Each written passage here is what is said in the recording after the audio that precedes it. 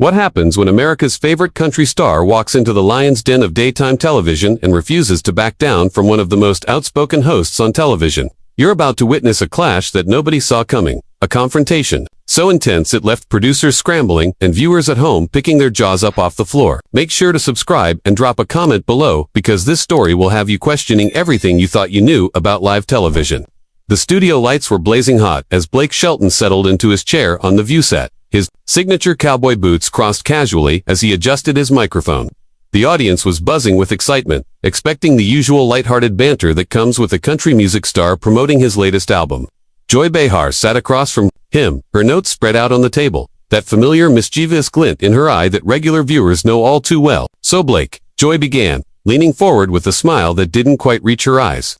"Your new album talks a lot about small-town values and traditional America. Some critics are saying it's really just coded language for exclusion and intolerance. What's your response to that?"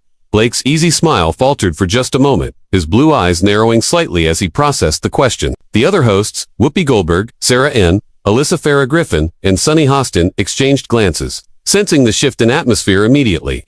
"Well, Joy," Blake replied, his Oklahoma drawl becoming more pronounced, "I think that's a pretty unfair characterization of what I'm trying to say in my music. When I sing about small towns and the people who live there, I'm celebrating communities where neighbors help neighbors, where people work hard and take care of their families. I'm not sure how that translates to exclusion." Joy wasn't backing down. She shuffled through her papers dramatically, clearly prepared for this moment. "But Blake, when you sing about keeping things the way they've always been, when you romanticize a past that wasn't exactly welcoming to everyone, don't you think you're sending a message that change isn't welcome, that certain people aren't welcome?" The tension in the studio was palpable now. Camera operators adjusted their positions, sensing this wasn't going to be the typical celebrity fluff piece. Blake uncrossed his legs and leaned forward, his hands clasped together, his voice remaining steady but with an edge creeping in.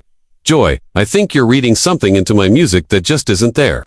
I've never said anything about not welcoming people. What I'm talking about is the importance of community, of knowing your neighbors, of having values that have stood the test of time. Hard work, honesty, taking care of your family. Those aren't political statements, they're human values." "Oh, come on, Blake," Joy shot back, her voice rising slightly. "You can't be that naive. When you're on stage, waving flags and talking about the good old days, your audience knows exactly what you mean. You're dog whistling to people who want to turn back the clock on progress." Whoopi tried to interject, sensing the conversation was heading into dangerous territory. "Maybe we should." "No, Whoopi, let him answer." Joy interrupted, her focus laser-sharp on Blake. "I want to hear him defend this." Blake's jaw tightened, but his voice remained controlled, though anyone watching could see the storm brewing. Behind his eyes, "Joy, I've spent my entire career bringing people together through music. I've worked with artists from every background you can imagine. When I'm on that stage, I see faces of all colors, all ages, all walks of life, singing along to the same songs. That's what America looks like to me." "That's a nice sentiment, Blake, but let's talk reality." Joy pressed on, clearly not satisfied with his response. "Your fan base is predominantly white, predominantly rural, and let's be honest, predominantly conservative. When you sing about traditional values, they hear traditional hierarchies. When you sing about the way things used to be, they're thinking about when women knew their place and minorities knew theirs." The studio fell silent. Even the production crew seemed to hold their breath. Sarah N. shifted uncomfortably in her seat, while Sunny Hostin watched the exchange with obvious concern. Blake's face had gone from friendly country star to something much harder, much less accommodating. "That is completely out of line, Joy," Blake said, his voice low and dangerous. "You're putting words in my mouth and thoughts in my fans' heads that have nothing to do with who I am or what I stand for. You don't know me, and you clearly don't know my fans." Joy leaned back in her chair, but her expression remained defiant. "I know what I see, Blake.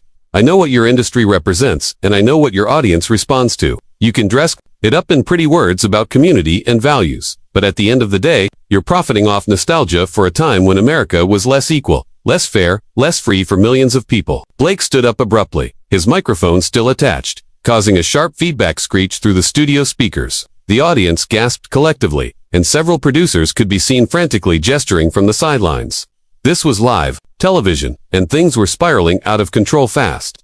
"You know what, Joy? I came here to talk about my music, to connect with fans, to have a good time. But you've decided to turn this into some kind of political ambush where you get to lecture me about things you clearly don't understand. I won't sit here and be accused of promoting hatred when everything I do is about bringing people together." Joy remained seated, but her voice rose to match his intensity. "Oh, so now I'm the problem. I'm asking legitimate questions about the message in your music, and suddenly I'm ambushing you.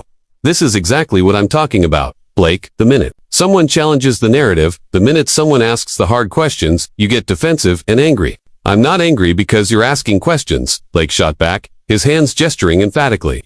I'm angry because you're twisting my words and making assumptions about millions of good people based on your own prejudices. You sit here in your New York bubble and pass judgment on people you've never met, communities you've never been part of. The other hosts were now openly trying to regain control of the situation. Whoopi was speaking firmly into her microphone. We need to take this down a notch, people. But Joy wasn't finished. My prejudices? Blake, I'm calling out what I see. I'm calling out an industry and a culture that has historically excluded and marginalized people. And when I do, you get upset. That tells me everything I need to know. What it should tell you, Blake said, his voice cutting through the chaos, is that you're wrong, dead wrong. And the fact that you can't even consider that possibility. The fact that you're so convinced of your own righteousness that you can't hear what I'm actually saying. That's the real problem here. Chat controls sonnet for... The studio audience was now murmuring audibly, some people standing to get a better view of the unfolding drama. Security personnel had moved closer to the set, though they remained just out of camera range, unsure whether to intervene in what was still technically an interview. Joy finally stood up to meet Blake's energy, her voice cutting through the tension like a knife. You want to talk about bubbles, Blake? Let's talk about the bubble you live in where you can sing about the good old days without acknowledging that those days were only good for people who looked like you. Where you can profit off nostalgia without taking responsibility for what that nostalgia represents. Blake's face was flushed now, his famous charm completely abandoned. You're unbelievable, Joy. You're so determined to make this about race, about politics, about everything except what it actually is. It's about music. It's about celebrating the places and people that raised me. But you can't see past your own agenda long enough to understand that. My agenda. Joy laughed bitterly, shaking her head. My agenda is equality. Blake, my agenda is making sure that when we celebrate America, we're celebrating all of America, not just the parts that make some people comfortable. Sunny Hostin finally managed to break in, her voice professional but strained. I think what Joy is trying to say is that music has power, and with that power comes responsibility to consider how your message might be interpreted. Blake whirled around to face Sunny, his frustration now directed at multiple targets. Sunny, I appreciate what you're trying to do, but I don't need anyone explaining to me what my own songs mean. I wrote them. I lived the experiences that inspired them, and I'm not going to apologize for celebrating the community that made me who I am just because it makes some people uncomfortable. Joy stepped closer, her voice dropping to a more intense register. Nobody's asking you to apologize for your community, Blake. We're asking you to acknowledge that your platform reaches beyond your community, that when you romanticize a certain version of America, you're sending a message to people who might not have been welcome in that America. And what message is that exactly? Joy, Blake challenged, his arms crossed defensively. That hard work matters. That family matters. That taking care of your neighbors matters. Because those are the messages in my songs. And if that threatens you, maybe the problem isn't with my music. Alyssa Farah Griffin tried to find middle ground, her voice careful and measured. Blake, I don't think anyone is threatened by those values. I think the concern is more about context, about making sure that when we celebrate traditional values, we're not excluding people who also hold those values but might not fit the traditional image. Blake turned to Alyssa, his expression softening slightly at her more diplomatic approach. Alyssa, I hear what you're saying, and I respect it. But I shouldn't have to disclaim every song I write with a political statement. When I sing about my hometown, when I sing about the people who raised me, I'm not making a statement about who belongs and who doesn't. I'm just telling my story. Joy wasn't willing to let the moment pass. But Blake, your story doesn't exist in a vacuum. When you tell your story on national television, when you sell millions of records, when you influence how people think about America, you have a responsibility to consider the impact. The impact. Blake's voice rose again, his composure slipping further. The impact is that people feel less alone. The impact is that someone working 2 jobs to support their family hears a song that says their life has value. The impact is that communities that get looked down on by people like you feel seen and heard. People like me. Joy's eyebrows shot up, her voice sharpening dangerously. What exactly do you mean by people like me, Blake? The question hung in the air like a challenge, and everyone in the studio seemed to realize that Blake was about to cross a line he couldn't uncross. The cameras stayed rolling, capturing every nuance of the exchange that was rapidly becoming television history. Blake paused, seeming to recognize the trap, but his anger overrode his caution. I mean people who think they're better than everyone else. People who sit in judgment of entire communities without ever trying to understand them. People who think their college degrees and their coastal addresses make them morally superior to the rest of us. Joy's laugh was sharp and humorless.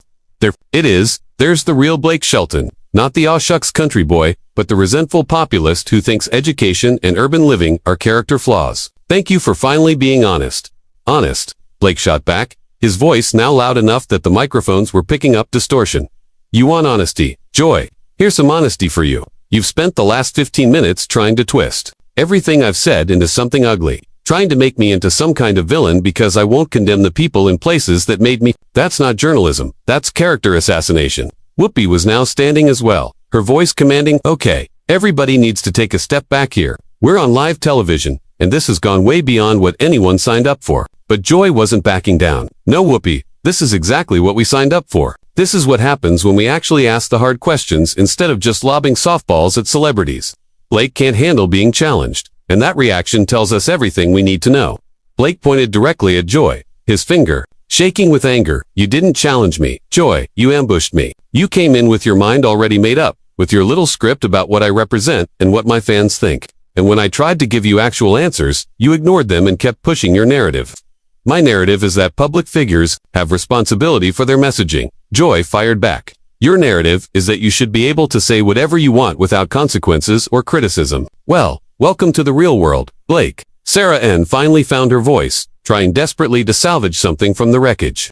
Maybe we could talk about the music itself, about the songwriting process, about. No, Blake interrupted, his eyes never leaving Joy's face. We're way past talking about music, Sarah. Joy has made it clear that she doesn't care about my music. She cares about making a political point, about scoring points with her audience by tearing down someone she disagrees with. Joy stepped even closer, her voice dropping to an almost whisper that somehow carried more menace than her shouting.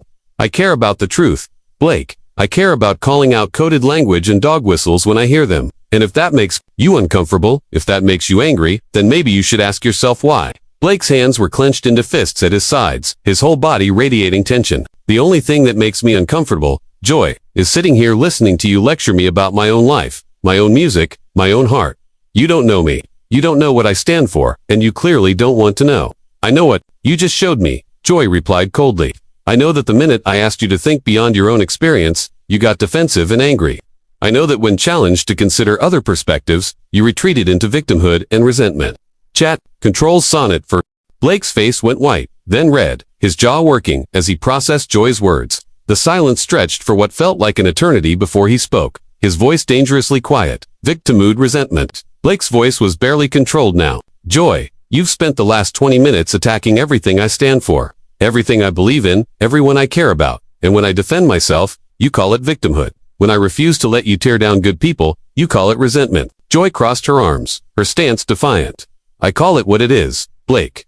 You came on this show expecting us to just nod along while you promoted your album. But the minute we asked substantive questions about your message, you fell apart. That's not the behavior of someone confident in their convictions. The other hosts were now openly looking toward the production team, clearly hoping for some kind of intervention.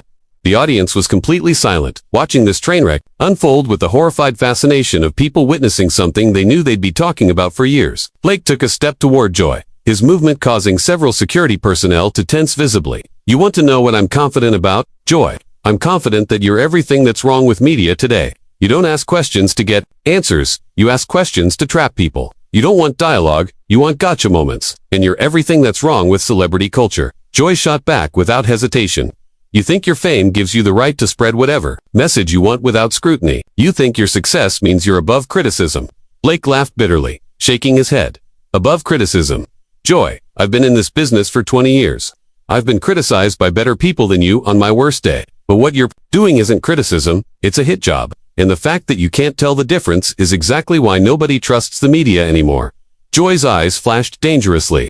Nobody trusts the media because people like you have spent years undermining it. Whenever it asks inconvenient questions, you'd rather have everyone just accept your carefully crafted image than deal with any real scrutiny. Real scrutiny. Blake's voice cracked with incredulous anger. Joy, you came at me with a predetermined conclusion and then twisted everything I said to fit your narrative. That's not scrutiny, that's propaganda. Whoopi made one final attempt to restore order, her voice cutting through the hostility. Both of you need to step back right now. This has gone way too far. But Joy was beyond stopping, her professional facade completely abandoned. The only thing that's gone too far is Blake's reaction to legitimate questions about his public messaging. His meltdown here today proves exactly what I was saying about the defensiveness and anger underlying his whole persona. Blake's composure finally shattered completely. Meltdown, meltdown. Joy, you've been attacking me personally for the better part of half an hour, questioning my character, my integrity, everything I stand for, and you call my response a meltdown. What did you expect me to do? Just sit here and smile while you destroyed me? I expected you to have an adult conversation about the responsibility that comes with your platform. Joy fired back, her voice rising to match his. Instead, you've proven that underneath that country boy charm is someone who can't handle being challenged by a woman who won't back down. The comment about being challenged by a woman was the final straw. Blake's face went completely red, and he ripped off his microphone, throwing it onto the table with such force that it bounced and clattered to the floor. That's it, I'm done, Blake declared, his voice carrying clearly across the silent studio even without amplification. Joy, you're a bitter, miserable person who gets her kicks from tearing other people down, and I won't be part of your show anymore. Joy remained seated, but her voice followed him as he turned to leave. And you're a privileged celebrity who can't handle the truth about his own message. Walking away when the conversation gets difficult, that's very telling. Blake whirled around one final time, pointing directly at Joy. The only thing that's telling here, Joy, is that you think this was a conversation. This was an ambush, plain and simple, and everyone watching knows it. Several producers were now on set, trying to manage the chaos. One approached Blake with his hands raised in a calming gesture. Blake, let's just take a breath here. Maybe we can work this out. Blake shook his head firmly. No, we can't work this out. I came here in good faith, and I got attacked. There's nothing to work out. Joy couldn't resist one final shot. Good faith. Blake, good faith would have been acknowledging that your music might send mixed messages to some people. Good faith would have been engaging with the criticism instead of getting defensive. Blake stopped walking toward the exit and turned back one last time, his voice now deadly calm. Joy, good faith would have been asking me real questions instead of setting traps. Good faith would have been listening to my answers instead of just waiting for your next attack. But you don't know anything about good faith, do you? The silence that followed was deafening. Even Joy seemed momentarily at a loss for words, perhaps realizing that she had pushed too far. That this had become something far beyond a normal television interview. Whoopi tried desperately to salvage something from the wreckage. Ladies and gentlemen, we're going to take a quick commercial break, and we'll be right back with more of The View. But Blake wasn't waiting for commercial breaks. He was already walking off the set, his security team flanking him as producers scrambled to figure out what to do next. As he reached the edge of the stage area, he turned back one final time, his voice carrying across the stunned studio. To anyone watching who feels like Joy just spoke for them, you might want to ask yourself if this is really the kind of person you want representing your views. Because what I just experienced wasn't journalism. It wasn't even debate. It was just cruelty disguised as righteousness. And with that, Blake Shelton walked off the View set, leaving behind a studio full of shocked faces, rolling cameras, and the kind of television moment that would be replayed and analyzed for months to come. Joy sat in her chair, her face a mixture of defiance and something that might have been regret, as the reality of what had just happened began to sink in. The cameras kept rolling as producers frantically tried to figure out how to transition to commercial, capturing every moment of the aftermath of one of the most explosive celebrity interviews in daytime television history. What did you think of this explosive confrontation? Was Joy right to press Blake on his messaging, or did she cross the line into personal attack? Drop your thoughts in the comments below, and make sure to subscribe for more incredible stories like this one. Because, when celebrities and controversial topics collide, you never know what might happen next. Chat controls Sonnet for